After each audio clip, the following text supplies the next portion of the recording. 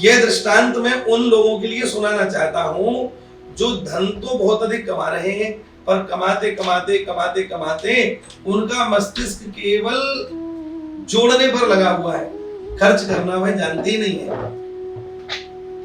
3 निशानी होती है किसी भी धन की, दान, भोग और नाश। सबसे श्रेष्ठ है दान। हम लोग प्रायः इस कार्य को नहीं करते और भोग करते हैं और बाद में बीमारियों से ग्रसित हो जाते हैं। आप लोगों को एक उदाहरण सुनाता हूं, धन का सदुपयोग कैसे कर लेना चाहिए। एक बार 2 ब्राह्मण देवता तीर्थ यात्रा के लिए निकले। दोनों ने अपनी जेब में 5-5 रुपए रख लिए। पुराना समय था, तीर्थ यात्रा में इतना ही खर्चा होगा। पहले जो पंडित जी थे बड़े सात्विकी विचार वाले थे। जब यात्रा करना प्रारंभ किया तो कुछ लोगों ने देखा कि ब्राह्मण लोग हैं, बैठा लिया और बैठा करके कहा, पंडित जी आप पैसा मत दीजिए। पंडित जी ने कहा, नहीं हम तीर्थ पर जा रहे हैं, हमको अपना पैसा खर्च करना चाहिए। तो वो किराया देते और कहीं भोजन करते तो उसका पैसा देते, जल पीते तो पैसा देते। जो भी उन्होंने किसी सुविधा का भोग किया उसके लिए कुछ ना कुछ खर्च किया। उनके बिल्कुल विपरीत थे दूसरे पंडित जी। दूसरे पंडित जी ने ना तो किराया दिया, ऐसे ही बैठ जाते थे और मना करते, अरे भाई हम तो पंडित हैं, तीर्थ पर जा रहे हैं, क्या पैसा लोगे हमसे। भोजन भी दूसरे के यहाँ कर लेते थे और जब कुछ दक्षिणा मिलती तो वे भी रख लेते थे। दोनों ब्राह्मणों ने कई महीनों में तीर्थ यात्रा को पूर्ण किया।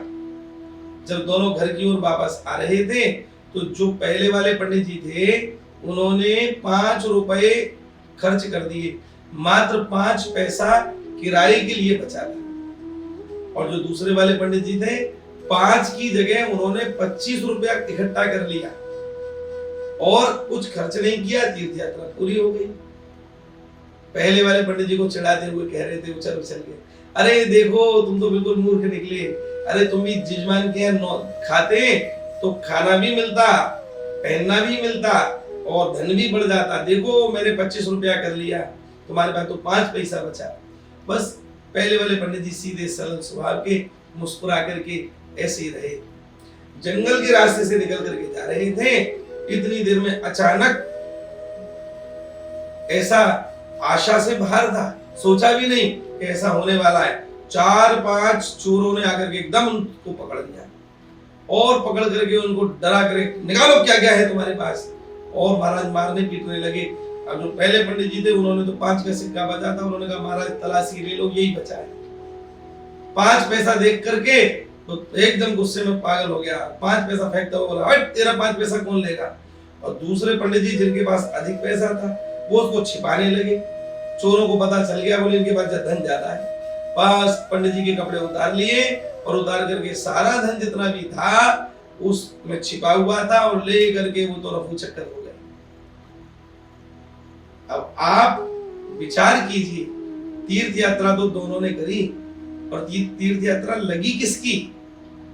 निश्चित रूप से पहले वाले पंडित जी की लगी। दूसरे वालों ने तीर्थ यात्रा तो की पर उसका लाभ उन्होंने औरों को ही दे दिया और जो धन लेकर के आए थे वह भी चोर चुरा करके ले गए।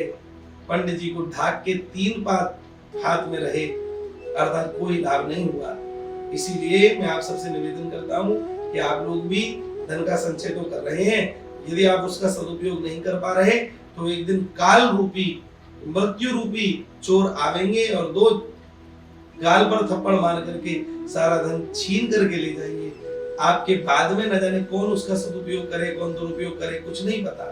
अपने जीते जी अच्छे से इसका सदुपयोग कर ले। यदि आप अच्छों का संग करेंगे तो आप अपने धन का, समय का अच्छा सदुपयोग कर पाएंगे। करना चाहिए, कीजिए, ऐसी मेरे आप सबके चरणों